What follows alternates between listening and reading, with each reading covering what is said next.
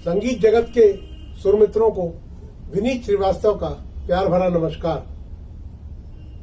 मैं अपने चैनल चित्र राग में आपका स्वागत, अभिनंदन, वंदन करता हूं। सुरमित्रों, हमारी हिंदी फिल्म के संगीत का एक बड़ा स्वर्णिम इतिहास रहा है।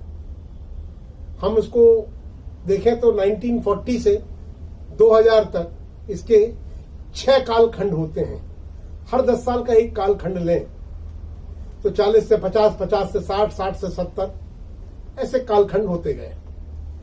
हमारी हिंदी फिल्म इंडस्ट्री को कुछ महान संगीतकारों ने काफी योगदान दिया है और उन्होंने म्यूजिक पैनोरेमा को, म्यूजिक के परिदृश्य को एक टर्न दे दिया है। जैसे हमारे दिग्गज थे नौशाद साहब। नौशाद साहब ने हिंदी फिल्म संगीत को जो टर्न दिया वो मेलोडी विथ ऑर्केस्ट्रा लेके आए। इसके बाद शंकर जयकिशन जी आए, उन्होंने तो पूरा परिदृश्य बदल दिया।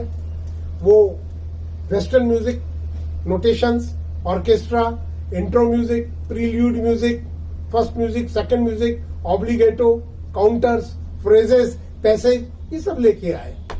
उनका बड़ा भरा पूरा 100-150 म्यूजिशियंस का एक ऑर्केस्ट्रा होता था लाइव रिकॉर्डिंग का। आर.डी. बर्मन साहब हमारे तीसरे टर्न देने वाले संगीतकार रहे, जिन्होंने इस इंडस्ट्री को इंटरनेशनल बना दिया। तो उनके रेफरेंस में मैं आज आपको उनकी एक बहुत बड़ी हिट फिल्म तीसरी मंजिल के बारे में मैं आपसे कुछ चर्चा करूंगा। उम्मीद है आपको मेरे चैनल चित्र राग की ये प्रस्तुति पसंद आएगी। यदि ये वीडियो आपको पसंद आता है तो कृपया इसे लाइक करें, मेरे चैनल चित्र राग को सब्सक्राइब करें और हां, वो जो बेल आइकॉन है उसको जरूर दबाइए, उसको दबाना मत भूलिएगा। तो सुरमित्रों, नासिर हुसैन साहब जब प्यार किसी से होता में डायरेक्टर थे। तुमसा नहीं देखा, जब प्यार किसी से होता बड़ा हिट रहे। उस समय शम्मी कपूर साहब से उनकी बात हुई थी कि मैं एक फिल्म बनाऊंगा सर और आपको लूंगा उसमें। तो खैर वो सब प्रोडक्शन जब फाइनल हुआ और शम्मी कपूर साहब उस जमाने में एक ऐसे स्टार थे कि म्यूजिक भी वही फाइनल करते थे। तो म्यूजिक की बात पे मैं सीधे आ रहा हूं। तो जब शम्मी कपूर साहब ने कहा म्यूजिक कौन देगा आपकी फिल्म में, उन्होंने कहा म्यूजिक मैं राहुल देव बर्मन से करवा रहा हूं। ये सचिन देव बर्मन एक लीजेंडरी म्यूजिक डायरेक्टर थे, उनके सुपुत्र हैं। शम्मी कपूर साहब ने कहा ये लड़के का तो नाम नहीं सुना मैंने भाई, आप शंकर जयकिशन हैं, ओपी नैयर साहब हैं, इनसे क्यों नहीं करवा रहे हैं। बोले साहब मजरू साहब ने बोला है, मजरू सुल्तानपुरी बड़े लीजेंडरी हमारे इंडस्ट्री के शायर थे, तो आप एक बार उनसे मिल लें। उनको बुला लिया जाता है घर पे। नासिर हुसैन साहब के घर में शम्मी कपूर साहब, नासिर साहब और हमारे आर.डी. बर्मन, यानी आज जिनको लोग पंचम दादा के नाम से जानते हैं, सब बैठे। पंचम दादा अपने साथ अपने म्यूजिक असिस्टेंट भानुदास गुप्ता जी को और मनहरी सिंह को और मारुति राव जी को ले गए थे। ये सब बैठे और शम्मी कपूर जी ने अपनी स्टाइल में कहा कि हाँ भाई सुनाओ, क्या सुनाना चाहते हो। तो साहब आर.डी. बर्मन साहब ने सोचा कि इनको पहले मैं कोई बढ़िया अपनी ट्यून सुनाता हूं। तो उनने एक ट्यून शम्मी कपूर जी को वहीं के वहीं पेश करी। बाद में इस धुन पे मजरू साहब ने बोल लिखे, तो मैं आपको बोल सहित वो धुन गुनगुना के बताता हूं। मैं गायक नहीं हूं तो कृपया माफ करिएगा। दीवाना मुझसा नहीं इस अंबर के नीचे। शम्मी कपूर साहब ने सुनते ही फट से दूसरी लाइन गा दी इसकी, क्यों तारा मकरा है ना जुन पानी भर दौला। दीवाना मुझसा नहीं इस अंबर के नीचे, क्यों तारा मकरा है ना जुन पानी भर दौला। पंचम साहब स्तब्ध हो गए। पंचम दादा उठ के बाहर चले गए, फिक्रमंद हो गए, बाहर जाके सिगरेट सुलगाने लगे। इधर नासिर साहब को शम्मी कपूर साहब ने इंग्लिश में बोल दिया कि no no no Nasir, no he can't work, no I don't think he can do music. This fellow is telling me those tunes which I have already heard in Nepal. No no no, he can't. Nasir साहब ने कहा एक काम करते हैं शम्मी साहब, इसके पास और भी कुछ धुने हैं तो उसको अपन एक बार और सुन लें और फिर आप जैसी मर्जी आपकी पड़े वही फाइनल करेंगे। बुलाया इनको वापस जब ये आए तो इनके जो असिस्टेंट थे भानुदास गुप्ता, वो जो गिटार बजाते थे इनके साथ, रिदम गिटार, उनके कान में पंचम दा ने कुछ खुसर पुसर करी और उसके बाद जो धुन सुनाई, which made Shammi Kapoor dancing then and there. ऐसा कभी नहीं हुआ था। हमारे यहां धुनें एक म्यूजिकल फ्रेज को लेकर चलती थी, बट कभी किसी ने नहीं सोचा था कि म्यूजिकल फ्रेज की जगह एक रिदम का फ्रेज तैयार किया जाएगा। ये गाना जब इस किस्म के इंटरल्यूड से डायरेक्टर को बताया गया कि साहब इसकी शुरुआत हम एक ड्रम रोल से करेंगे, तो वो भी भौचक हो गए नासिर हुसैन साहब। इस हमें ड्रम रोल से क्यों करेंगे? आर.डी. बर्मन साहब ने कहा कि इस फिल्म में म्यूजिक मेन है और रॉकी जो इसका हीरो है वो एक क्लब सिंगर है। वो क्लब सिंगर है तो क्लब सिंगर की शुरुआत हम एक ड्रम रोल से शुरू करेंगे। इसमें आप हमारे इंदौर के सलमान खान साहब के वालिद साहब सलीम खान को भी देखेंगे। तो पेशे खिदमत है वो, आप ड्रम रोल देखें। आप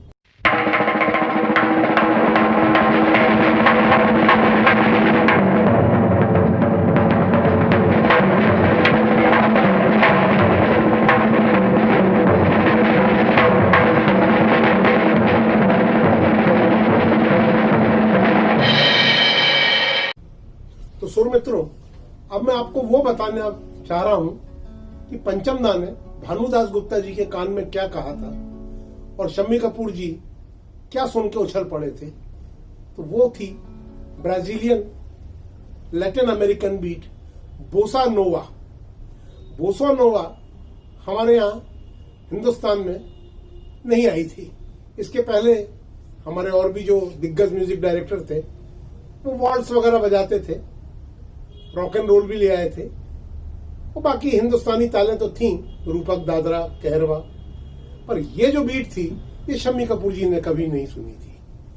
तो वो बोसा नोवा आप इस गाने में देखिएगा। मैं आपको एक सेकंड का उसको स्ट्रमिंग पैटर्न बताता हूं कि बोसा नोवा क्या होता है।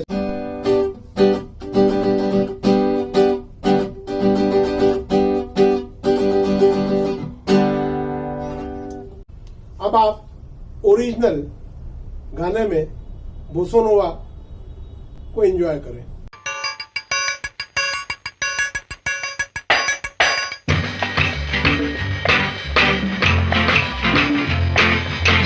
इस गाने में एक और नई चीज इंडस्ट्री में शुरुआत हुई। गाने का एक हार्मोनिक स्केल होता है। हार्मोनिक कुछ स्वरों का समूह, कुछ नोट्स का एक कंबाइंड कॉर्ड बनता है। जैसे ये गाना है, इसको हम लोग बोलते हैं कि ये गाना जी माइनर स्केल से है। अब जी माइनर ये है, अभी गाना इस पे शुरू हुआ है। तो गाना प्रिंसिपली उस जमाने में जब ये तीसरी मंजिल आई थी 1966 में, तो उस समय गाना एक ही स्केल पे लोग बनाते थे। उसी स्केल पे स्थाई होता था, उसी स्केल पे स्टेंजा होते थे। स्टेंजा यानी अंतरा। पर इसमें आर.डी. बर्मन साहब ने स्थाई का स्केल तो रखा जी माइनर, और जैसे ही अंतरा आता है स्टेंजा, तो उसको मेजर कर दिया। अब आप देखिए वो कैसे हुआ अंतरे में।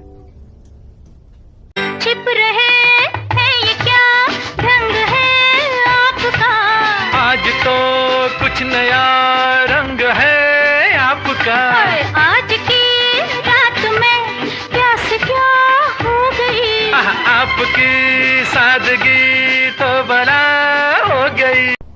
आर.डी. बर्मन साहब को सिनेमेटोग्राफी का बड़ा सेंस था। सिनेमेटोग्राफी यानी उसमें आप कैसे शॉट को फिल्मांकन करेंगे, कैमरा कैसा जूम इन होगा, कहां जूम आउट होगा। तो इस गाने में आप ये देखिए कि वो पूछ लेते हैं नासिर हुसैन साहब से कि शम्मी कपूर साहब इसमें क्या बजाएंगे। ये बात हो जाती है। तो इस गाने में टेनर सैक्सोफोन, जो कि सैक्सोफोन फैमिली का एक मेंबर है, वो उपयोग किया गया है। लोग ज्यादातर सैक्सोफोन यानी सैक्सोफोन समझते हैं, पर सैक्सोफोन कई प्रकार के होते हैं। टेनर एक पिच होता है, ऑल्टो एक पिच होता है, बारीटोन एक पिच होता है, सोप्रानो एक हाईएस्ट पिच होता है, तो उससे नीचे टेनर पिच होता है। इसमें शम्मी कपूर जी ने टेनर बजाया, तो नासिर हुसैन साहब को आर डी बर्मन साहब ने कहा कि आप भी उनको टेनर सैक्सोफोन लेके बताएं। तो देखिए इसमें सब टेनर सैक्सोफोन बताया है।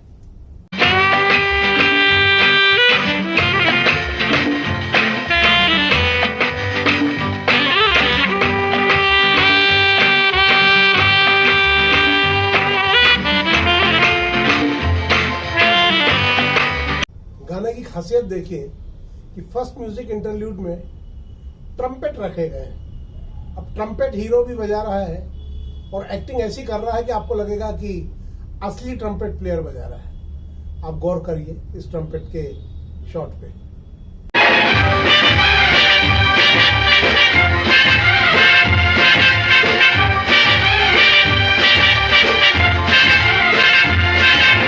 हमारे ब्रास सेक्शन में एक इंस्ट्रूमेंट होता है ट्रोम्बोन। तो आप देखिएगा इसमें थर्ड म्यूजिक इंटरल्यूड में ट्रोम्बोन का यूज किया गया है।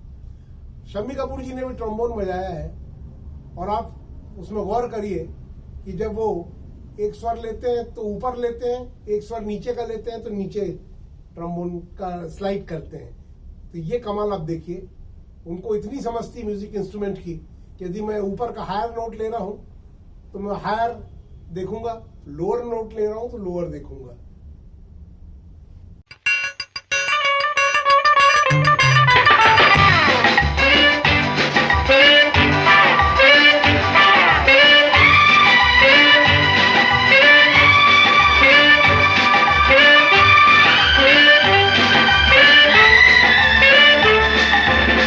तो सुर मित्रों, उम्मीद है आपको ये प्रस्तुति पसंद आई होगी।